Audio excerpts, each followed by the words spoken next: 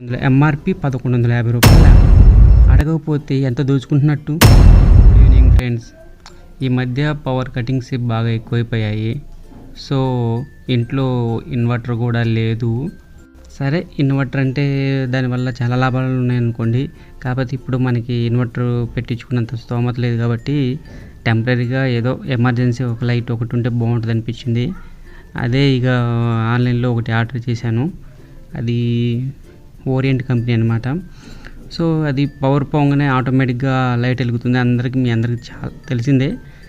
అందరూ ఎప్పుడో తీసుకునే ఉంటారు. అది దగ్గర దగ్గర 4-5 సంవత్సరాల నుంచి కూడా బాగా ట్రెండ్ అవుతుందన్నమాట. కాకపోతే నేను ఇదే ఫస్ట్ టైం తీసుకోవడం. ఓరియంట్ కంపెనీ అనమాట. 12 వాట్స్ అనమాట. మనం బయటికి పోయి అడిగి చూసాము షాప్లో అడిగి చూస్తే రూ. 350 చెప్పడం జరిగింది. అంత రేట్ ఎందుకు ఉంది, ఆన్లైన్లో చాలా తక్కువగా ఉంది అంటే, సరే 300కి ఇచ్చేసాను అన్నాడు. అరే ఏంద్రా, నేను జస్ట్ ఆ మాట చెప్పగానే 300కి ఇచ్చేస్తా అన్నాడు. యాక్చువల్గా ఆన్లైన్లో ఇంకా తక్కువగా ఉంది, వదిలేయండి అని చెప్పేసి నేను వచ్చేస్తున్నాను అనమాట.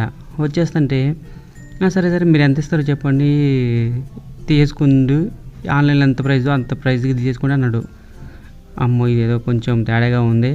ప్లస్ ఇంకోటి ఏంటంటే, ఇంకా ఆన్లైన్లో మనం మళ్ళీ వెళ్ళేటప్పుడు ఏమంటున్నాడు, ఆన్లైన్లో మీరు తీసుకుంటే 1 year గ్యారెంటీ ఉండదు, మా దగ్గర అయితే 1 year గ్యారెంటీ ఉంటుంది అని చెప్పాడు అనమాట. నేను ఆన్లైన్లో చెక్ చేశాను, 1 year గ్యారెంటీ అయితే ఇచ్చాడు.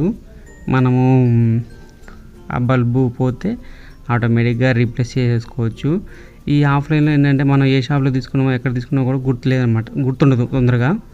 కాబట్టి ఇక ఆన్లైన్ అంటే మనం పోగానే ఏ డేట్ను పర్చేజ్ చేసుకున్నాము, ఇది ఎప్పుడు తీసుకున్నాము అని చెప్పి మనకు బాగానే గుర్తుంటుంది. చూడండి, అసలు ప్రైస్ చూడండి, రూ. 1150 ఉంది.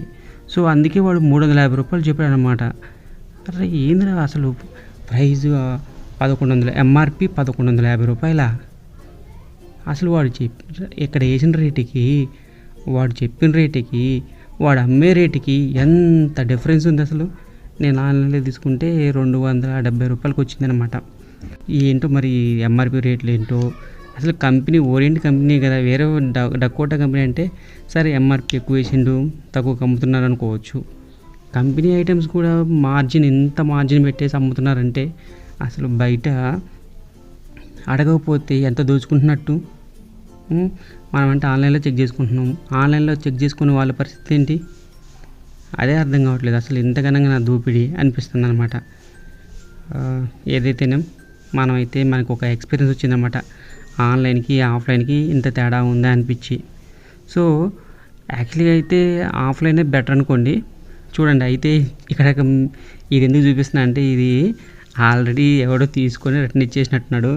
అక్కడ వాడు చింపేసి పెట్టేసాడు, వాడు రిటర్న్ పెట్టేశాడు. ఆ రిటర్న్ పెట్టిన ఐటమే మనకు పంపించినట్టున్నాడు. మనం చెక్ చేసాం అసలు వర్క్ అవుతుందా లేదని. మంచిగానే వర్క్ అవుతుంది. ఓకే.